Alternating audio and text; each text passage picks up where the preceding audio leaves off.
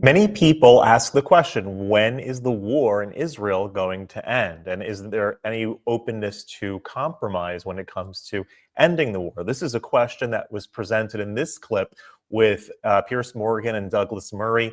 And check out what Douglas Murray has to say about that. Do you not feel that something has to give here, that this has to get resolved somehow, and that the only way to do that is, as with all these situations, you have to eventually compromise in some way? And the problem for Netanyahu is that people think he is completely incapable of offering Hamas any compromise, and therefore there is no deal. So the families of the hostages still there, and hundreds of thousands of protesters in Israel on the street to Tel Aviv right now, they are of the firm belief that it's his own intractable position on this, which is not going to allow any kind of ceasefire to be achievable. But there again, if I can say so, Piers, it's the same thing, which is the presumption that it's Netanyahu who is uncompromising. We end up with this, again, because Netanyahu is a democratically elected leader, and so it's assumed that some pressure can be brought to bear on him. In my view, it is not Netanyahu who's uncompromising. It's Hamas that's uncompromising. They could have handed back the hostages last October. They could have not done this. I mean, they could have tried to build a state since 2005, when Israel withdrew from the Gaza, and handed the place over to them. Hamas could have used the billions of dollars and pounds and euros that British and European and American taxpayers gave them since 2006. They could have used those billions of dollars to build up Gaza.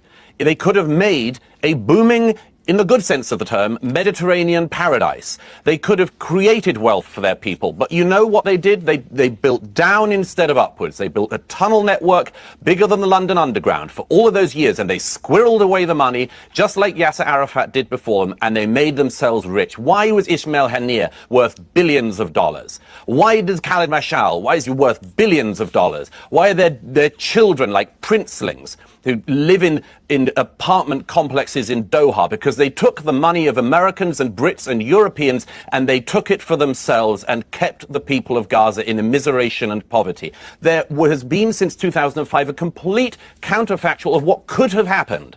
But the Hamas leadership didn't want that.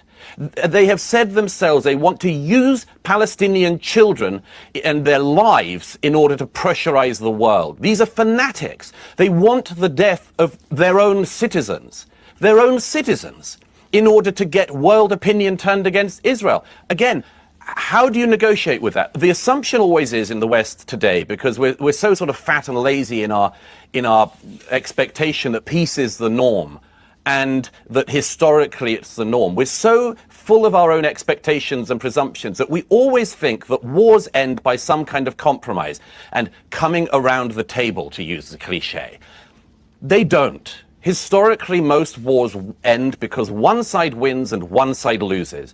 And one of the reasons, in my view, why there is this endless rounds of war in this region is because the Israelis are never allowed to win, and Hamas, in this case, are always allowed to draw.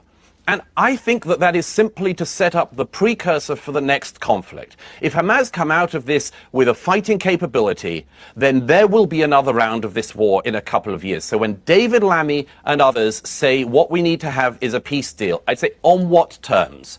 Everybody wants peace except for Hamas and the fanatics. Everybody else wants peace. All of these people in the south, these kibbutzniks and the party goers and others who were murdered on the 7th, all dreamed of peace with their Palestinian neighbors and brothers and sisters. Who stopped that peace being possible? Hamas, from 2005 and again to this very day. He's absolutely right. The only people that don't want peace, ironically enough as it is Hamas. And Hamas is the only ones that are never confronted with when is peace going to come into the region. They're the only ones that don't want it, and they're never the ones that are pressured to bring it about. It's very interesting and kind of upside down sort of way of dealing with things.